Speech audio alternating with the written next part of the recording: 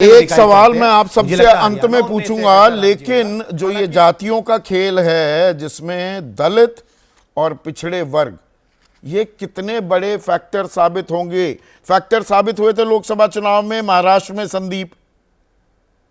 तो जी निश्चित तौर पे बीजेपी और जो हम महायुति कहते हैं पटकनी देने में कामयाब रहा महाविकास अघाड़ी। अब क्या आकलन क्या और समीकरण क्या बन रहे हैं? देखिए संदीप, आपकी बात को आगे बढ़ाता हूं। जो आपने कहा था हाथी की बात, वो लगभग लगता है कि वैसी गलतियां बार बार हो रही हैं। पिछले 2 दिन से बदलापुर पर लेकर महाराष्ट्र में घमासान है। जो गलती ममता बनर्जी ने की कलकत्ता में, वही गलती यहाँ सरकार कर रही है कि अब आंदोलनकारियों को और दूसरे का बलात्कार और दूसरे राज्यों में बलात्कार, यानी विषय समाप्त नहीं हो रहा। आरक्षण की भी मुश्किल वही हो रही महाराष्ट्र में कि आरक्षण का मुद्दा महाराष्ट्र में खत्म ही नहीं हो रहा।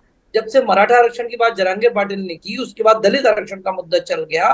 तो इस तरह से आरक्षण का मुद्दा चुनाव में बना हुआ है। बल्कि बीजेपी के कुछ नेता आज मुझसे कह रहे थे कि जितना देर चुनाव कर रहे हैं उसमें ऐसा ना हो कि और नुकसान हो जाए।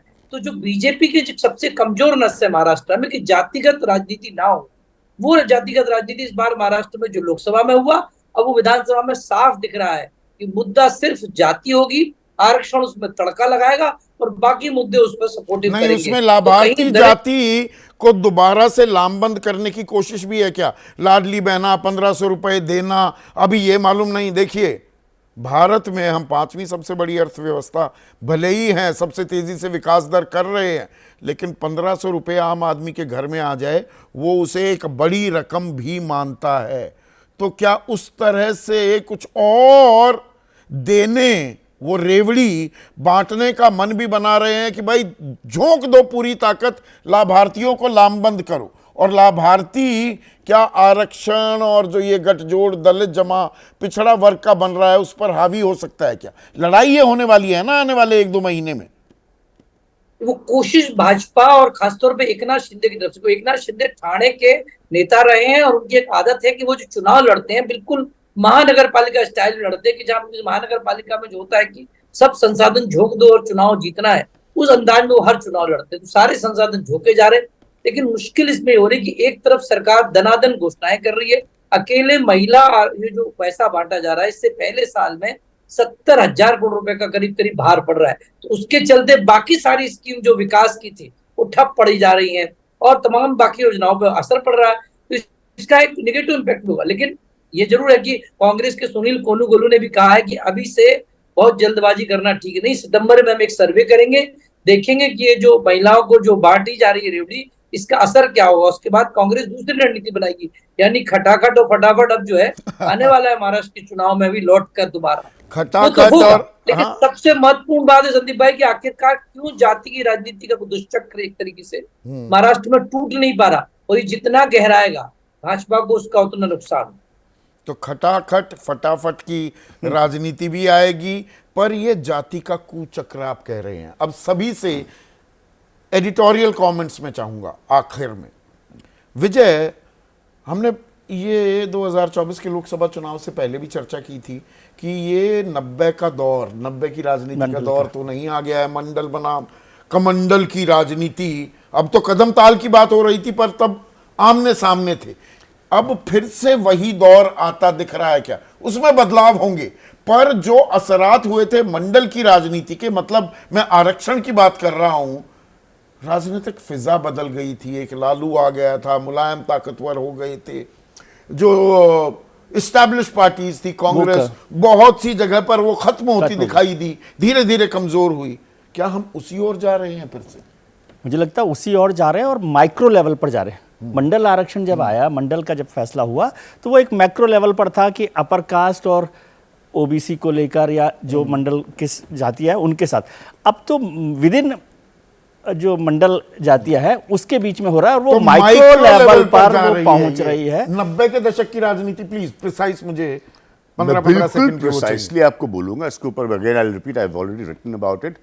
तो बजाय हिंदुस्तान के आगे जाने के जातीयता के मामले में जो कड़वी सच्चाई है और आगे जाने के इतने प्रयोग किए गए हैं, ये चली गई है पीछे। जैसे कि सरकार के समय के और बहुत सारे निर्णय पीछे लेके गए, ये पीछे गई है और पीछे जाएगी और कॉम्प्लिकेट होगी पीछे इंटेंसिफाई जाएंगे हम, पर राजनीति में आगे आना है।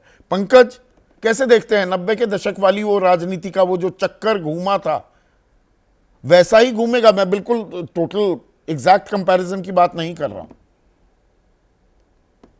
हाँ, मुझे भी लगता है कि इससे उपजातीयता को बढ़ावा मिलेगा, कई उपवर्ग खड़े होंगे और कई उपजातियों के नए नए नेता राजनीतिक आसमान पर छाने की अपनी अपनी कोशिश करेंगे, अपने अपने तरीके अपनाएंगे और उससे जो माहौल है वो एक ऐसी दिशा में जाएगा जो मैं व्यक्तिगत रूप से मानता हूं कि भारतीय राजनीति के लिए बेहतर होने के बजाय बदतर साबित होगा। तो राजनीति का एक और चैप्टर लिखा जा रहा है, ये हमने सवाल में भी डाला है, चैप्टर, एक नया अध्याय लिखा जा रहा है राजनीति का।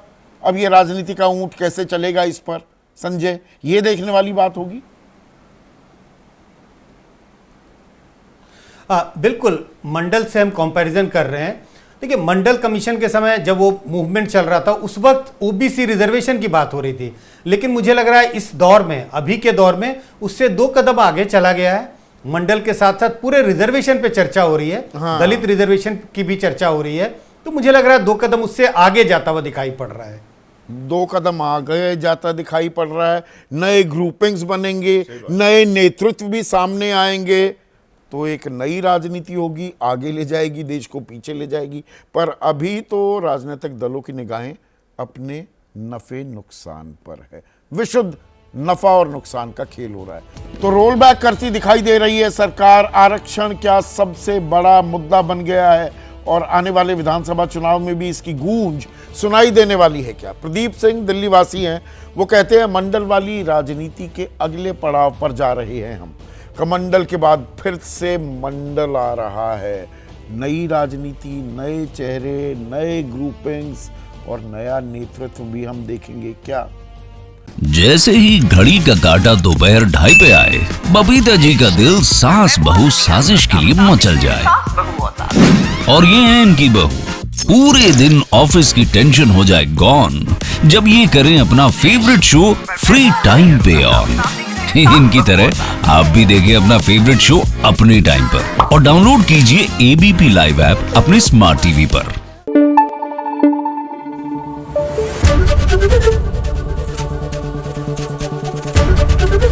एबीपी न्यूज आपको रखे आगे।